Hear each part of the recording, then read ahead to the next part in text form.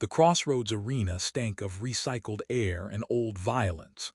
Marcus Thorne stood in the prep chamber, wrapping his hands with methodical precision, while his friend Yuki tried one last time to talk him out of suicide. "She's killed 17 opponents in sanctioned duels," Yuki said, his voice climbing toward panic. 17, Marcus. You haul cargo for a living. This is insane." Marcus shrugged into his fighting vest, checking the fit. "I can't just apologize." The merchant filed formal challenge through his daughter. "Backing down now makes all humans look weak, damages trade relations, probably starts a diplomatic incident. Sometimes you take the beating to avoid the war. That's very noble and also very stupid." "Yeah, well, I contain multitudes." Marcus grinned without humor. The truth was more complicated.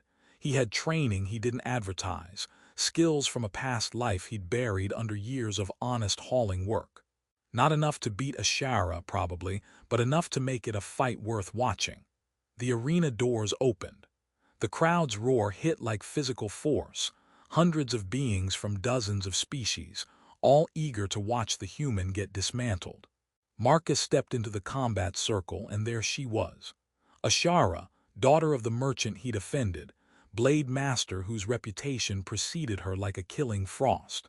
She was magnificent and terrifying, her long ears adorned with honor rings, her copper eyes assessing him with professional detachment.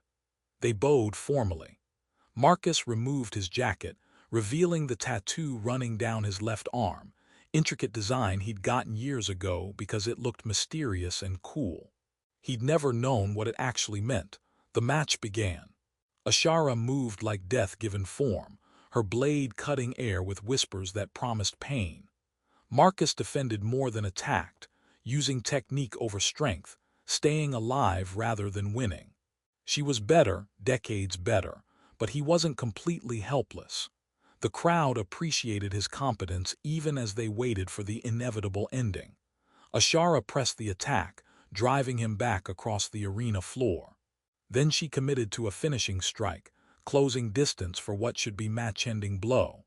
Marcus blocked instinctively, his tattooed arm rising to deflect her blade. She saw the symbol clearly for the first time and froze. Her weapon trembled in her grip. The crowd went silent, confused by the sudden halt. Ashara stared at the tattoo like it had burned her retinas, copper eyes wide with something between shock and horror. "That mark," she whispered in Kethran, her voice carrying in the stunned silence. "Where did you get that mark?" Marcus, breathing hard and completely lost, answered honestly. "Random tattoo parlor on New Jakarta, about 8 years ago. Artist said it was an old symbol for strength. Why?" Ashara's response shook the arena. "That is the seal of Devon, the lost bloodline, forbidden for 300 years since the royal family was destroyed in the Burning Purge." She stepped back, blade lowering, her warrior's certainty crumbling into confusion. Marcus stared at his own arm like it belonged to someone else, suddenly aware he'd been carrying something monumentally significant without knowing it. The match suspended immediately. Marcus was escorted to a secure chamber with Ashara and Kethran elders who arrived with startling speed, their faces grave. In privacy, they explained what his tattoo meant, and why its appearance on a human was impossible. The Devon bloodline were Kethran royalty before the Republic's violent revolution. Every royal family member was supposedly executed, their symbols banned, their names erased. The seal of Devon marked the true heir, replicating it carried death penalty. Yet here stood a human wearing it perfectly, obtained casually light years from Kethran space. The elders examined the tattoo with religious awe.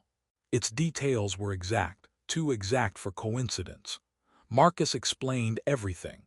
The Kethran artist, an old female traveling alone who'd seemed sad when he chose the design. She'd asked strange questions about his family, his dreams, whether he felt drawn to the stars. She'd given him the tattoo for free, saying it suited him, then disappeared before he woke from sedation, leaving only a note. "Wear it well, lost one." Ashara's voice cut through the silence. "What do you know of your birth family, Marcus Thorne?" The question opened old wounds. Marcus was found as a toddler on a damaged colony ship, sole survivor of a disaster that killed everyone aboard. No records existed, computers destroyed, bodies too decomposed for identification. He was raised in Terran foster care, never quite fitting anywhere, always searching for something he couldn't name. The elders exchanged weighted looks and explained the secret. Rumors persisted that one royal child escaped the purge, smuggled offworld by loyalists. The Republic hunted for decades, found nothing. The story faded into myth, the lost heir who would someday return. They proposed genetic testing. Marcus agreed, curious and cornered. The tests took 3 days.